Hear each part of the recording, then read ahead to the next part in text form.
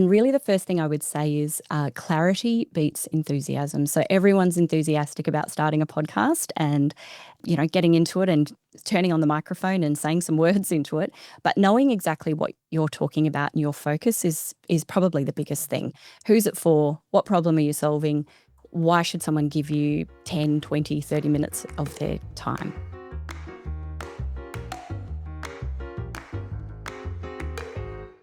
Hello and welcome to The Content Bite, a podcast for freelancers who use their words to make money. I'm Rachel Smith, a freelance journalist, copywriter and content producer. I'm also the founder of Rachel's List, a jobs board and community for Australian writers and other creatives. And I'm Lynne Testoni. I'm a journalist and content writer as well. Rachel and I are your weekly co-hosts, and every week we bring you all kinds of tips, tricks and some fabulous guests to help you make the most of your freelance business. I used spreadsheets for 15 years, but as my business got more complicated, I needed something more. And Rounded was the accounting software that converted me. It helped simplify a tax time while still letting me take ownership of what goes on in my freelance business. Gold members of Rachel's List can save 20% on an annual Rounded plan, so see the show notes for details. Hi, Rach. Hey! Hey, so this week we're going to talk about podcasts, which is not an area we've covered a lot, which is surprising because we both love them so much. What do you think about podcasts? I know. Well, I definitely love them more than I used to. We've been podcasting for a long time. We were just talking off air about one of my favorite podcasts with our guest. But yeah, I'm very picky with how many I listen to because I don't have much time and I don't have a dog to walk. So that, changes how many I listen to, I think. But as for, having our podcast, I think it's brought us so much work and visibility that I really recommend them to everybody as part of a content strategy now. Yeah, I agree. And I think that writers and journalists have a lot to offer for the podcasting industry, but especially because we've done a lot of interviewing and things. And whether sometimes that's using the audio to create content or just making sure that any content strategy is well-rounded and covers all mediums, because I think audio is often forgotten. And we have a great guest on today, Carolyn Winter, and she's a former radio journalist turned podcast agency owner. Wow, amazing. Caroline's career is so interesting and inspiring. She's creating some really important work in this space and hopefully making a viable career at the same time. So we're going to talk to her about all of that. I can see her laughing off camera. Yeah, that's the big question, isn't it? Sorry, I didn't mean to take pot shots at your career of choice.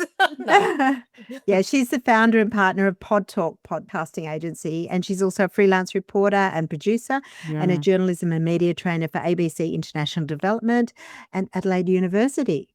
Wow, incredible. Well, let's get her into the hot seat. Welcome, Caroline, to the Content Bite. Oh, thank you both for having me. I feel like we're going to talk about podcasts and you have so much experience, both of you. Congratulations on so many years with Content Bite. Thank you. It's 7 years we were talking about this off air. And I was saying, gosh, it seems so lovely, those podcasts that are just like 6 episodes and then you're done. Yeah, I know. I think we did 50 episodes last year. So, oh my gosh. yeah, Okay. it's a lot. Yeah. But Caroline, our paths crossed a while ago when you first started podcasting, and I wrote a story about your podcast, which was called Sick as a Dog. Do you want to talk about Sick as a Dog? It was such a good one. Oh, thank you. And it was so lovely to talk to you about it then. And thank you for the opportunity to talk about it again, because I actually could talk about this for hours. So I'll try and keep it brief. But Sick as a Dog, it's an 8-part serial, half-an-hour episodes, and it was looking at the crisis in the veterinary industry. So the vet industry has an extremely high suicide rate. 1 in 4 vets take their own lives. And oh my goodness, it's awful. Yeah, I know. And the way that the podcast idea really came about for me is I'd been seeing the odd news story here and there, but as we know with news, it's fairly short and most were skimming the surface. And I just kept asking myself, but why? And I thought, well, if I'm asking but why, I'm sure other people are as well. And so I wanted to dig a bit deeper and understand why it was happening and what could be done to change it, really. So I applied for some funding. This was a few years ago now, 2021. I applied for some funding through the Meta Walkley Foundation, which at the time was offering grants to various projects. And I was very fortunate to be successful. And that really kicked off 18 months of, traveling across Australia into vet hospitals, into clinics, to conferences, parliaments, and more importantly, the lives of vets and vet nurses and the family and friends of vets who had taken their own lives. And the end result was hundreds of hours of recordings, hundreds of hours of scripting, voicing, and editing. But the creation of this series was extremely rewarding for a bunch of reasons. I think most journalists will often say that they're driven by making things, telling stories, or making content that makes a difference. And that's really aspirational. It doesn't always happen. It can be a bit of a unicorn at times, but this podcast really was one of those things, and it ended up being the catalyst for the start of a charity called Sophie's Legacy, which was established by Gary and Kate Putland, whose daughter Sophie took her life when she was 33, and they so very, very generously agreed to be in the podcast. They'd never spoken to media before, but that was that personal lived experience that kicked it off. And Sophie's Legacy is going really strong today, making waves in parliaments and across the community. So, yeah, I'm just really proud to have been even a small part of that. That must have been incredibly difficult on so many levels to do that, to work on that podcast. What did you learn about why it's happening? Like, I just think there must be so many reasons, I guess. Yeah. Yeah, you're 100% right, Rachel. And I think that was one of the things that when I got partway through it, I realised there was no silver bullet to fix it. It's something that has existed for a long, long time. I spoke to vets who've been around 20, 30 years and had, experience losing colleagues in this way for the same reasons. So I always say it was, it's a complex set of issues that require a complex set of solutions, and it's multi-pronged. It's a very high pressure environment, and that starts at university. There's kind of a I wouldn't categorize everyone, but like an A-type sort of personality that goes into being a vet. They're perfectionists, they are high achievers, they care deeply. And so they go through these intense courses for 5 or 6 years, depending where they are in Australia, come out and they are thrown into this world where they're balancing, the need to make money for a vet practice, as well as save lives, save animals, manage owners, pet owners, and, the responsibility there. And so the mental health and wellbeing toll is just huge. It's just huge. And so things are being done in practice. In some cases, governments are now starting to wake up to it, which is good. But it's really just been this sort of, I guess, hidden kind of dirty secret that has existed in the industry for a long time. And, for anyone who's a pet owner, and I'm a tragic dog lover and dog owner, it really hits hard. It's one of those, I've been a journalist for 25 years, and it's not often I cry during interviews, but these were those moments where you just get so immensely deep into it. And I think because there's no easy fix, but I felt like this was something that I could do with my skills. Absolutely. And that's one project you'll never forget. Did it open your eyes to, the possibilities of doing podcasts for clients and that sort of thing? Yeah, look, the business had been running previously. My partner in professionally and in life, Drew, he started the business just a few years before. And so this was really great to be able to step in under the banner of Pod Talk and create this series. This isn't the traditional work that Pod Talk does. So this was what I describe as a narrative series, lots of interviews, rich sound, music, lots of editing, sort of multi-layered editing and soundscaping. But what it did do was it's brought, I guess, another element to the business. So we have had clients since then that we might do projects that are just a little more involved or require slightly, different structures. A podcast land is so wide and varied, and still a bit of the Wild West that really anything goes. So while the traditional structure of what we do for our clients is interview-based, and it's, really well curated, rich information-based style interviews, and Sick as a Dog was that narrative style and was very different. But it showed me what else is out there and not just what I was capable of, but that, what we could potentially offer to clients who were interested in that too. Oh, so interesting. Yeah. Now, you have a background in what I call serious radio. like large companies in the ABC, was it hard to sort of go into that small, your own business? And do you miss having all that big infrastructure behind you? Lynn, I think there's two short answers to that. Yes and no. Um, Yes. but there's a slightly long answer, so I'll give you that as well. Look, I think for anyone starting any business, it really doesn't matter what it is, it's Mm. challenging. For a bunch of reasons, you have to just become a bit of an expert in everything and in all the things that you're not necessarily an expert in. So, realizing suddenly what it means to not have a tech department or an accounts department or admin support, all of those things, which, all let you focus on the thing that you actually do. And obviously, in our case, it's storytelling and content making. And I will credit Drew because he's incredible in those areas. He established, the sorts of elements that you need any business to get going. So setting up a Xero account, so for our accounting purposes, the interview booking system so that we could book clients into our calendars. Organizing all the equipment that we use to record and edit on. And he really troubleshoots most of that most of the time. So you realize that that takes away from the thing that you love to do. And I guess the other element is building clientele can be hard work. When we were at the ABC, you can pick up the phone and just say, "Hi, it's Caroline from the ABC. I'm doing a story on X. Would you like to be involved?" And 9 out of 10 times, the person on the other end of the phone would say yes. It's so different in your own business. 9 out of 10 Yes. times, the answer is no. But that's really the law of sales, and you just keep needing to persevere and keep knocking on the door. Hone your message, know what you're selling, and know what someone wants to buy from you. In saying all of that, on the flip side, the freedom that comes with running your own business is incredible. Just having that choice or that flexibility over the work that you do, the clients that you have, and how you might want to run the business. So once you're established and going, I think they outweigh all the negatives. Yeah. Mm.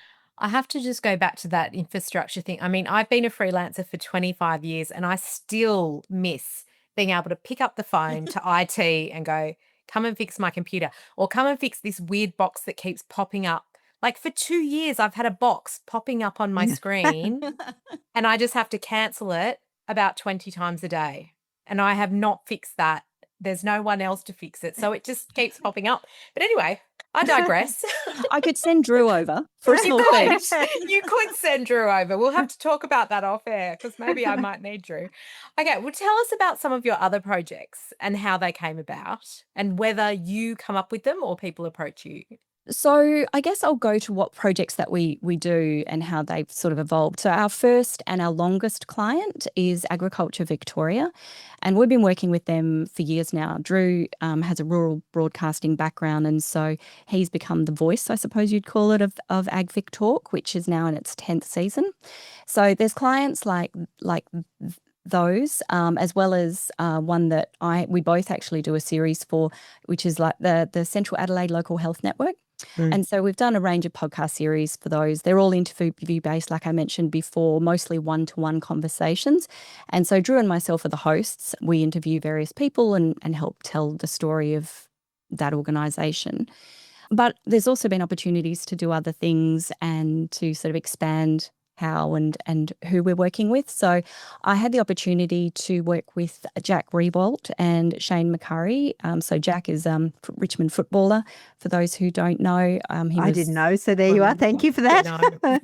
Totally fine. He was captain of Richmond for a long time. And Shane McCurry is an amazing leadership coach. They're both in Melbourne. And they brought me on as executive producer of their podcast called 2MI. And that was a focus on modern leadership. And each episode, the guys would interview a different guest about their story and their ideas around leadership. And we'd ask the guests to bring in two special items. So they would almost act like anchors for the guests to talk kind of through them and go deeper into their stories. So even though I'm in Adelaide and the team are in Melbourne, they brought me on as executive producer and editor, and I used to do that remotely. And I guess that's one of those amazing things about podcasting, particularly, that you can talk to people all over the world and it doesn't need to be in the same room. So that was a really great experience. And Another important project for me at the moment, and this is a volunteer project because it's something close to my heart, it's called the Widow Diaries. And that's on behalf of First Light Widowed Support. And that's an organisation for young widowed people in Australia. So I'm a young widow myself. I was widowed in my 30s, my late 30s. And many, many years later, I found this organisation and it's just amazing. And so last year we finally, found some time because it's always, everyone's time Yes. poor. But we started, we're into the second series of that. So, yeah, so the projects are wide and varied in that sense. But I guess when it comes to conceptualisation, it's a bit of both. So sometimes we have clients who know exactly what they want. And many of our repeat clients that we've worked with for years have a format that they know, that they like, that they just want us to stick with. And then we have clients who might want a podcast, but they don't quite know what it is going to sound like. So we work with them to understand who their audience is, what kind of content or story they're telling. And then from there, we'll help map out a structure and a plan as to what it could sound like. So again, varied, but also, allows us to be creative when the need arises, which is a nice balance. Definitely. So is that Amazing. for somebody who's podcasting for the first time? And I know there's quite a few people, it's a bit like they used to have a novel in their back and bottom drawer. Now they've got a podcast in their head. So what are the things that they need to understand before they even think about starting? That's such a good question. And you are Mm, quite right. And really, anyone can give it a go, which is exciting. But I think that people often ask themselves either why didn't it go well? Why didn't it last? What did I get wrong? And really, the first thing I would say is clarity beats enthusiasm. So everyone's enthusiastic about starting a podcast and, getting into it and turning on the microphone and saying some words into it. But knowing exactly what you're talking about and your focus is probably the biggest thing. Who's it for? What problem are you solving? Why should someone give you 10, 20, 30 minutes of their time? yeah. So knowing who you're talking to, we often talk about defining your listener or understanding your audience. It's the same, no doubt, in writing, in publishing, in so many of the different sort of media careers that we span. One of the things which we were talking about a moment ago is it's a long game. It's just a long game. You need to be committed, and even when you really don't want to, you need to turn up because your audience is expecting you. You both have been doing this now 7 years. You've created a great following, and your audience expects you to turn up and give them some more amazing content when you promised that you would. So being consistent and sticking with it. And the reasons behind that is that it builds authority slowly and deeply. So if I don't keep doing this, why would you come back and trust me if I'm not going to turn up every Tuesday at 10 a.m. when I told you I would? You're also building trust. And I think that's one of the biggest things that we're missing in so many parts of life at the moment. And so in terms of the content that we read or watch or listen to, building trust is everything. And if you've got 10 rusted on amazing listeners that love your content, that's great. That's a great audience. The thought that you might chase tens of thousands is a great aspiration, but it's also not realistic. I Yeah. think one of the other things probably is hosting is a skill. You don't have to be the most amazing presenter, but you do need to understand how to not just ask questions, but ask good questions. And as you would both know, listening. It's far more important than talking. And that's really key. And the last thing I would say is preparation. So just, know what you're going into your podcast to say. What's your structure look like? How do I get into it? How do I get out of it? What am I trying to achieve with the beginning, the middle, and the end? So yeah, you can have all the great podcasting gear in the world, but if you don't have the intention and the want to stick with it, that's often where people come unstuck. Mm.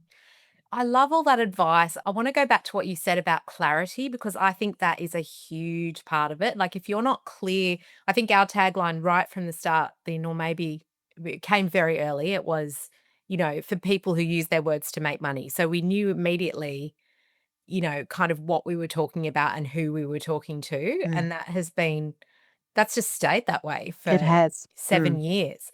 But yeah, you do see podcasts that kind of fall by the wayside because they start on one topic and then they run out of ideas or ways to, move with it or drive it. So, yeah, that That's And it's hard clarity. work. Yeah. Yeah. Mm. It's like, how do you choose a topic that has got enough leverage in it, I suppose? Yeah. You make such great points. And look, one of the things that I had to think about quite deeply late last year, I was designing the new podcasting and audio storytelling course for Adelaide University. So there's been a merger here in South Australia. And in second semester of this year, of 2026, they'll be offering this course. And they said to me, here's a blank page. We'd love you to write this course. And I was so Oh, excited. my And then, goodness. yes, then terrified equally at the same Wow. time. And even though, you know your stuff, it wasn't till I started putting, I was going to say pen to paper, but typing on my keyboard, that so many of those really basic and foundation things came to light. And I was reminded of that.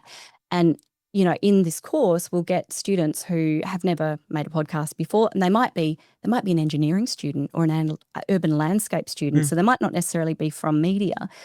So how do they know what it is that they're going to talk about that will sustain the audience? And that was one of the questions that I really asked myself, and we've sort of done a deep dive in the course. And I think really the important thing is to know what it is that you can be an expert in. And it doesn't mean that you have to know all the things, but you have to be passionate about it and find the right people to talk to about it.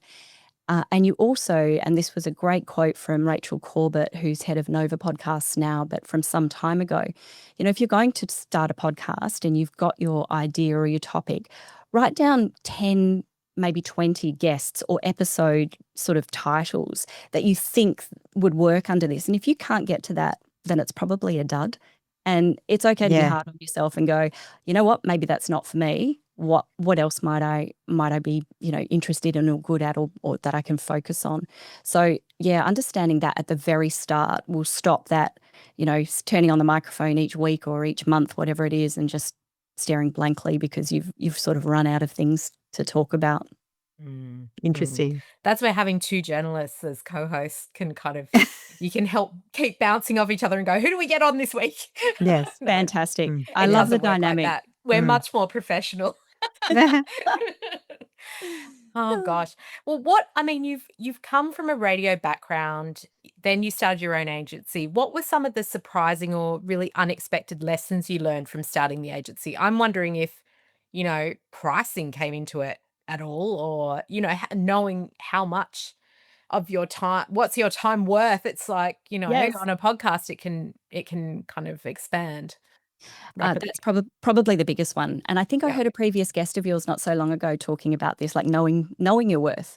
Like, Yeah. what do I charge out? And particularly when you've been inside an organization and they pay you what they pay you because that's just kind of what it is. Yeah. And suddenly you're out there going, I know I've got all these skills, but is that too high? What are other people charging? Am I going to, overprice, or am I going to undercut myself?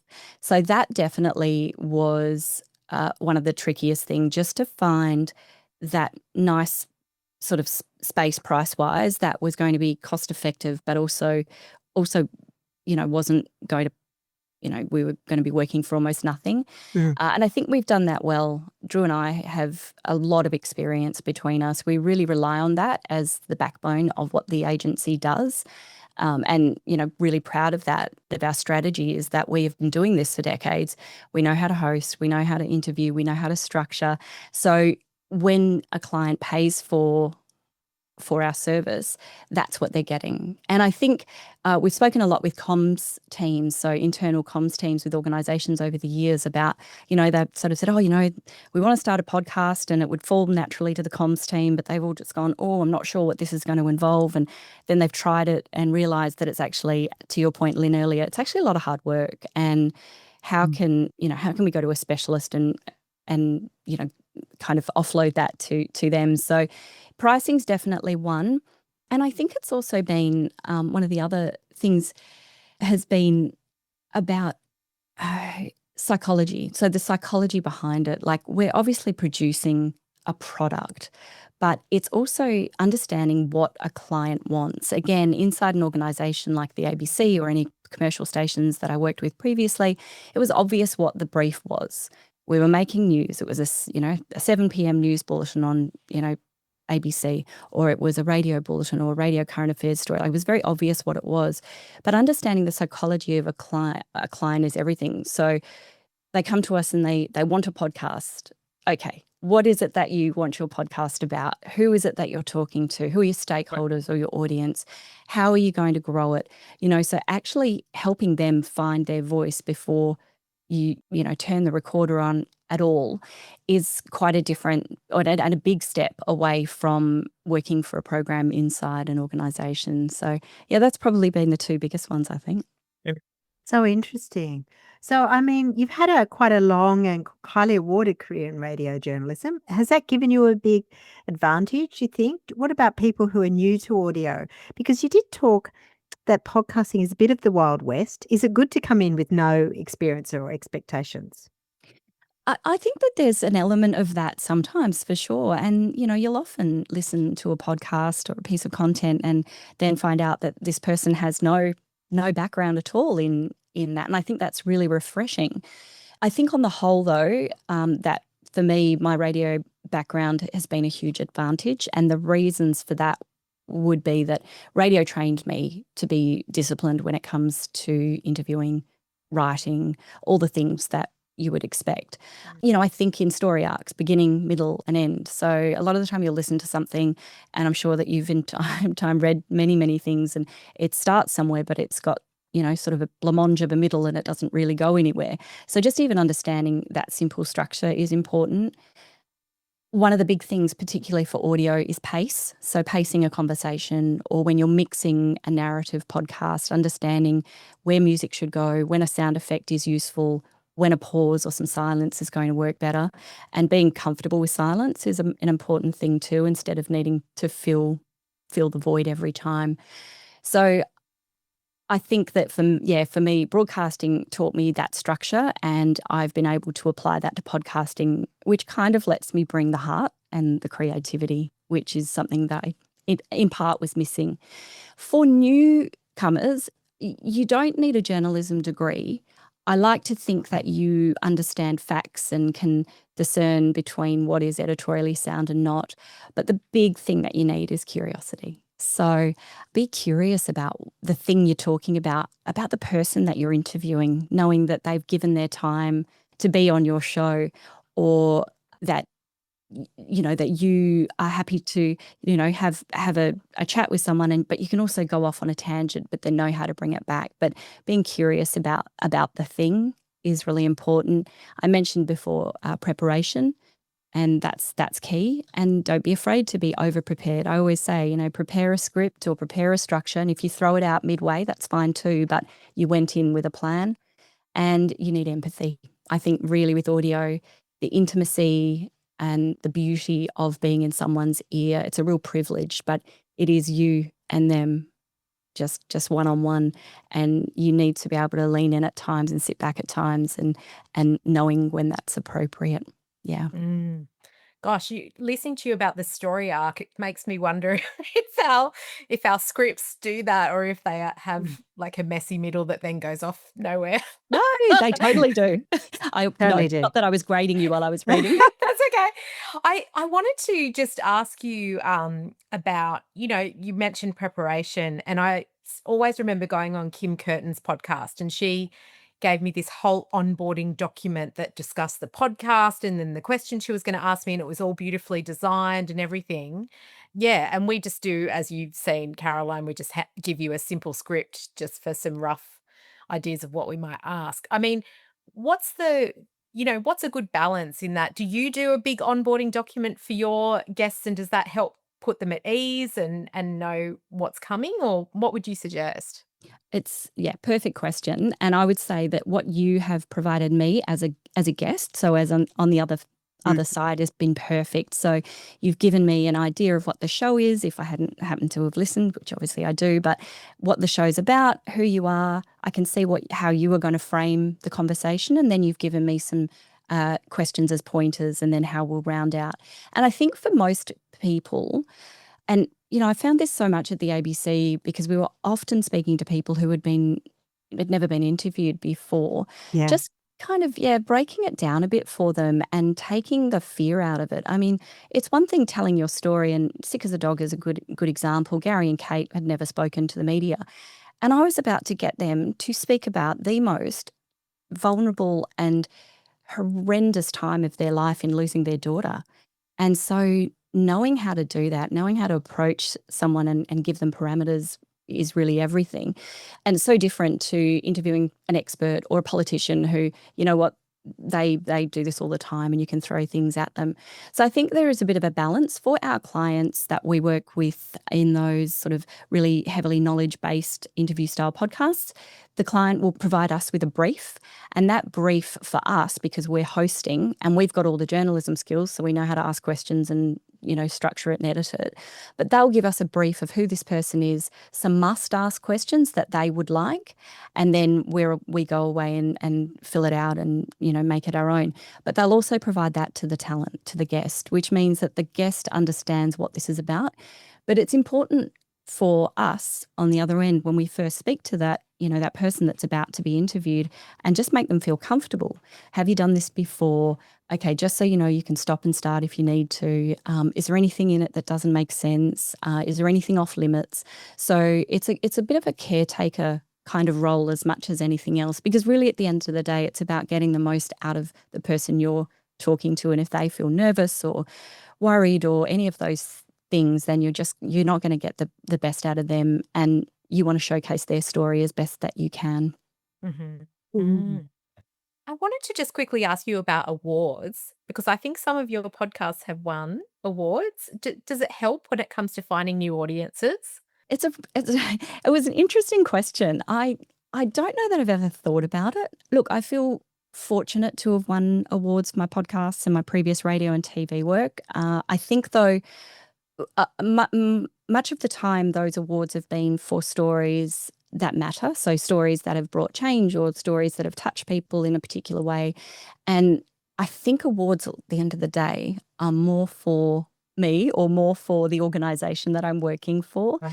But it Yep. is a lovely recognition of the work that you've put in outside of whatever rewards you get, you know, from doing that work. I don't know.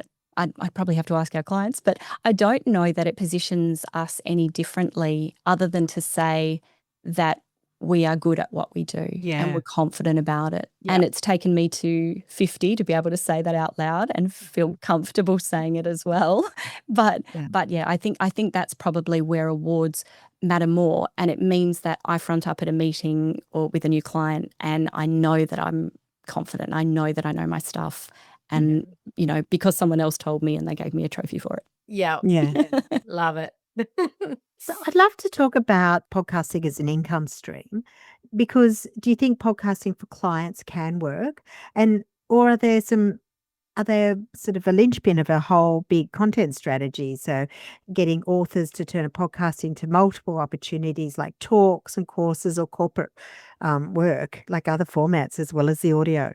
Yeah, this is a question that we get a lot. What I will say from the outset is for us, the clients that we work with, we create the content for them and they will then distribute it and market it how they see fit. And so we often talk to them though about measure of success. As opposed to monetization. So I think there's two different streams there. In terms of, you know, monetization in particular, so that obviously it generates income, sponsorships, it's, you know, adverts inserted, as you say, having spin-offs from your podcast. So that's the introduction for people, but now they can, you know, go and see you on stage. And we're seeing some of that, or a lot more of that these days, of the bigger podcasts and shows are doing the rounds, and you can go and see them and sort of, you know, see them do their podcast live, whatever it might be. Whether or not that translates to dollars, aside from buying a ticket to see that person. But I think we need to think about that differently these days, that it's part of that content strategy and not the only way that you are going to be seen or heard or potentially make money. It is notoriously hard to monetize. And the statistic is, so for, you know, someone who's out there plugging away at their podcast, if they want to, you know, make it big and, you know, try and end up with one of the big commercial stations and under their umbrella, they need to be showing before they've even knocked on the door, that they're getting 10,000 downloads a month per episode. Right. And that's huge. That's just enormous, even when you've been doing something as long as some. And so the measure of success, which is the thing I like to talk about, as opposed to that, is what is the value of your podcast? Is it that you have an outlet to talk about the thing that you're passionate about? Is it that it's content that you can provide to your clients, your stakeholders, your audience, to tell them more about what you do, or to sort of discover more about the industry that you're in? Is your measure of success, 100, 300, 400 people listening per episode? And one of our clients mentioned this to us years ago. They said to us, well, I had whatever it was, 300 to 400 downloads of an episode. And they said, do you know how hard it is to get 300 to 400 farmers in a room to hear that speaker or to hear that content? So that was a measure of success and value for them. Mhm. Yeah. So I think, look, there's definitely different ways to make money and make an income. But I think if that is the purpose to start with, it's probably a dangerous one. And I think most of the podcasts that we now see have evolved into, big behemoths, have been, they've been going at it for years and years and years, in, recording in closets and Yes. on mobile Well, phones. famously, Lee Sales and Annabelle Crabb used to record in their Right. cupboard, linen cupboards or something. Yeah. Mm. Yeah, yeah. So I would say know what your measure of success is. What is the value that you're looking for in your podcast? And if it is income, absolutely find a way to do that. But otherwise, choose a measure that's going to work for you. I think that really puts it in perspective, doesn't it? Because I think that's something we had to learn, wasn't it, Lynn? What does this actually bring us? It's not money. So what does it bring us? And it brings us to very separate kind Yeah. of outcomes, but really good ones, Yeah. for our own businesses. So yeah, but that was something we learned as we went along, I think. Exactly. Yeah. That's great. Mm. So is this an exciting time for podcasting? Because we hear there's too many podcasts, the market is saturated with podcasts, but what do you think of the podcast landscape and what's coming? Oh, I was having this conversation with two podcasting friends just the other day, actually. It is, you sort of, it ebbs and flows. And, we sort of, certainly in the last couple of years, heard a lot of layoffs in America, particularly where the podcasting is huge. And some of those really bespoke agencies that suddenly aren't making it anymore. Yes, I do, though, think it's an exciting time for podcasting overall. Australia is behind in a good way some of the rest of the world who've been podcasting for a lot longer. And I think what we're doing is we're learning from what is happening in some of the European countries, the UK and the US. I think the point, though, is while it has been the Wild West and will probably continue to be so at some stage, depending on if you're a new entrant and you are just hanging out with some mates and talking about, guitar strings, because that's your topic, it is maturing. So we're moving from volume, I feel, to quality. And I think that that's a good thing. The barrier to entry is low. So as we've said a million times, anyone can do this to some extent. But the bar for success is higher. And that for me is great audio quality. So making sure that it's not a scratchy kind of connection, that you can hear your guest and your and your host really well, that if you're using your editing and your mixing, making sure that it's on point.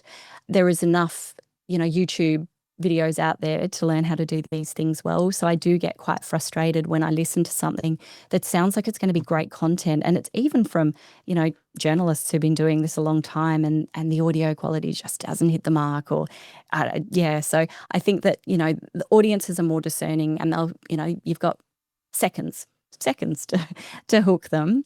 So you got to make sure that everything's right, sort of straight out the doors. I think, though, one of the things that's really important and will remain this way and will continue to grow this way is niche. So podcasting is about being niche. That's why broadcasting is radio. We try and hit lots and lots of people, big audiences. But, that's the point of podcasting, that if you are an expert in macrame underwater, that's great, because there will be an audience for you. It may not be huge, but it will be niche and you will be able to target, really, really specifically. Yeah. I think there's a great movement, and this is part of our business model, is, those internal podcasts for corporates and businesses. We've started doing a couple of those, just messaging and having a connection to your people inside an organization in a way that they're happy to listen. Might only be 5 minutes, might be, a bit longer depending. Finding the right topics and the right talent, but I think that that's a really big space. Branded storytelling, which we're seeing a fair bit of anyway. And those podcasts have been really clever when it might be an advertiser who is, branded in there somewhere, but an agency's come up with a clever idea. I think it was, from memory, I want to say it was Toyota or Subaru, but they did a podcast around long car drives, and it was really storytelling around that, but it was actually just branding their, podcast for their business. So I think there's a lot of those that I think we're being swamped a bit by interview style, not taking away from this, but interview style. So the chatcast kind of, the chatcast that doesn't provide good information, that doesn't know its audience. This is not Content Bite at all. We're being swamped by those, and they will eventually kind of die out because the audience is, a few friends and your mum and dad. But I would love, love, love to see those limited run, high production series be in greater frequency. That's the thing I love most as a listener, as a creator. But that really investigative. It's taken time to find voices we haven't heard and to investigate topics that we otherwise, don't know about. So interesting. Love that. Wow. I was also going to touch on media training because you do a little bit of that. So what does that involve and how do you find your clients? Is that through the university? No, so it's, media training, not as you know it, I suppose. So it's not in the traditional sense of training people, say, as, media performers, so people in corporates or business, how to perform as a media person. My training is specifically for journalists. So I started doing training towards the end of my time at the ABC. I was in the training team and looked after hundreds of news journalists and program makers. And I also learnt at that time how to be a trainer, and so sort of built my training chops, for want of a better term, and my facilitator chops. And so having moved away from the ABC as a full-time or a part-time employee, I have been able to do various trainings and facilitation outside of the organisation. I now, though, am somewhat tethered to the ABC. There is an international development arm that the ABC has, funded by DFAT, and it sits off to the side, but it's a really specific program that is all about building media capability and sustainability in countries like Timor-Leste, across Indonesia, across the Pacific. And last year I also went to Vietnam, and I've provided training over there for various things, either to train journalists there to be trainers themselves for their own people in country. I did podcast training in Vietnam. I'm about to head off to the Solomon Islands in a couple of weeks. I'm just back from Fiji, where we're doing a content project on youth farming. So that has been incredibly rewarding work, and I feel very fortunate to have diversified my skills as a journalist to move into that space. And then in addition to that, the university asked me to create that course. And so I've been doing some tutoring as well with Adelaide Uni. So yeah, just building those skills out past traditional storytelling. Oh, interesting. So, Carolyn, we're ending off the podcast now since this year with our new Fast 3 questions. So are you ready? Okay, I'm ready. Okay. First question. Favorite tools you can't live without? Headphones. And I'm wearing earbuds today, so I feel terrible, but I do actually have really great headphones. First thing I tell a journalist, a baby journalist and an established journalist, whenever you are doing anything, collecting sound, doing interviews, editing, whatever it is, headphones, and a good set if you've got them. Yeah. Oh, fantastic. I got really nice headphones, new headphones for Christmas. Oh, I'm very excited. Nice. They require batteries though. Yes. Oh, no, they're plugged in. Yes. Yeah, so fancy. So question 2 is one habit you have that genuinely saves you time. I don't know if this is a habit more than it's a tool, but it definitely saves me time. So someone put me onto this. It's called Toggle Track, TOGGL. Yeah. So as you would know, freelancing and having different clients and different projects all over the place, managing time is a huge part of just work Yeah. life, but also being successful. So knowing how long a job might take you, how you might quote appropriately, like it actually gives you all of that information in terms of this is how long I spent on a like for like project. Now I know that I actually Yeah. underquoted or overquoted because I, worked for 50 cents an hour or whatever it might be. Yeah. Tracking time for invoicing, just so much easier. Just having this sort of color, I like color coded things, and Toggle does that really well. And really just keeping across how much I'm actually working every day and every week. Because as a freelancer, it's not a 9 to 5 clock on, clock off. Working nights or weekends or bits here and Yeah. there. So that's been an absolute godsend, 100%. I love Toggle. I used to use it for a specific client a couple of years ago, but you can export the reports for clients that want Yes, the time, kind of like a timesheet, I suppose. But yeah, you it's very can. handy. Really, really handy. And there's a free version, so you don't need to sort of sign up or anything else, which is Yeah. great. Yeah. Fantastic. All right. Final question. One thing you wish you'd done sooner in your career? Oh, so many things. It's a big one. Big question. It is a big question. For me, I think I'd wished I'd let go earlier. And what I mean by that is that I didn't worry quite so much about climbing rungs on a ladder and just enjoying more of where I was while I was there. Even though journalism was where I wanted to go from when I was about, 15 or 16, I was discouraged because there was a lack of jobs. But as I've now learned, there's always a lack of jobs in journalism. So, Yep. I wasn't going to get a job. I should go and do accounting and banking. I don't know what that was about. But the pull, fortunately, was too great. I went back and studied when I was 24 and landed my first job at the ABC in Albany as a radio presenter, and the rest was history. But I think because I felt I started late, I was frantic about doing all the things, radio and TV and news and long form, and I wanted to work at the ABC, but also for commercial stations. And so I chopped and changed, and which was great, and it's given me lots of different skills and contacts and all those things. But I think I learnt later in my career that holding on too tightly to a plan of where I was going almost stopped me from taking opportunities as they crossed my path. Maybe not enjoying where you were. Yeah, definitely. And kind of feeling like I hadn't quite finished where I had been before I moved on to the next thing. And my dad always would say to me when I'd go for a job that I didn't get, what's for you won't go by you, he used to say. And it sounds really obvious, but it actually has really helped me over the years to realize that that actually was the case, that when I stopped holding on so tight, the good stuff found me. Nice. I love that. Wow. Wow. What a great conversation. Such a Oh, great thank conversation. you. We're Yeah. both feeling very inspired, aren't we, Rach? Yeah. Yeah. Thank you so much, Caroline.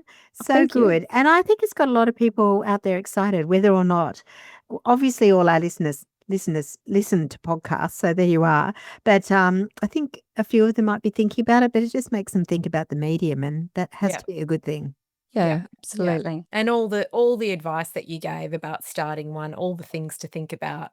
It's just so important because it's a massive time suck. I'm going to put that out there. It takes a lot of time. It does. Yeah. Yeah. But also lots of fun and very yeah, rewarding. and very rewarding. Absolutely. Caroline, this has been brilliant. Thank you so much. We will put all the links on where to find you in our show notes. And we'll see you all next week. Thank you both. All right. Thanks. Thanks. Bye. Thanks again to our wonderful sponsors, Rounded, easy accounting and invoicing software that helps freelancers run their business with confidence. And don't forget, if you're a gold member of Rachel's List, you can check your welcome emails for an exclusive discount code on the annual subscription rate.